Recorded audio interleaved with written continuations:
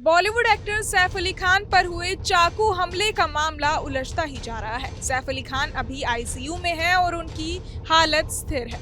दरअसल सैफ के बांद्रा वेस्ट स्थित घर में एक अज्ञात शख्स ने घुसकर उन पर चाकू से वार कर दिया था, जिसके तुरंत बाद उन्हें हॉस्पिटलाइज कर दिया गया।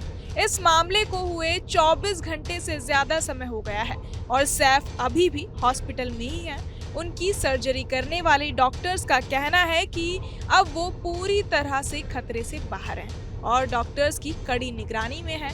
ऐसे में चलिए उन 30 मिनट के बारे ऐसे में चलिए उन मिनटों के बारे में बताते हैं जब सैफ के घर में सबकी सांसें थम गई थी।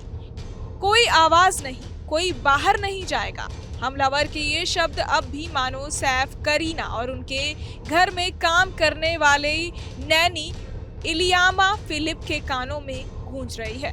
पुलिस को दिए अपने बयान में नैनी ने बताया कि गुरुवार रात में करीब 2 से 2:30 बजे का समय रहा होगा, जब मुझे लगा कि तैमूर और जे के कमरे में कोई आया है।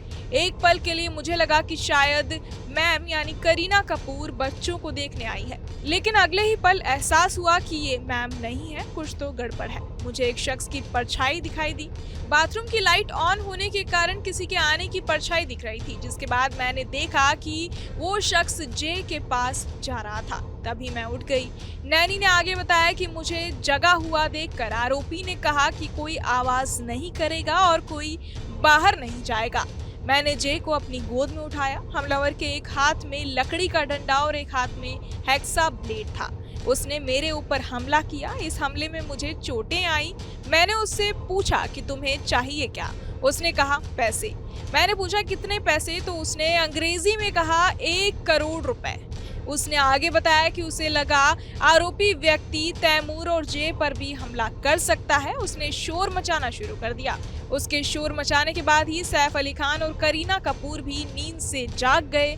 खुद को फंसता देख आरोपी मौके से भागने की कोशिश करने लगा।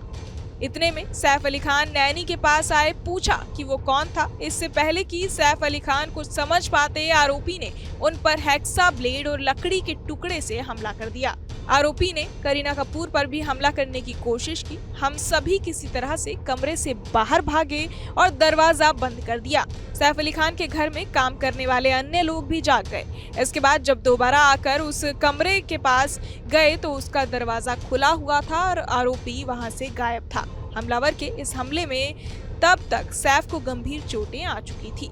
बहरहाल इस पूरी खबर को सुनकर आप क्या कुछ सोचते हैं, हमें कमेंट बॉक्स में जरूर बताएं और बाकी तमाम खबरों के लिए सब्सक्राइब करें न्यूज नेशन। न्यूज नेशन अब व्हाट्सएप पर खबरों के ताजा अपडेट के लिए न्यूज नेशन के इस QR कोड को स्कैन करें।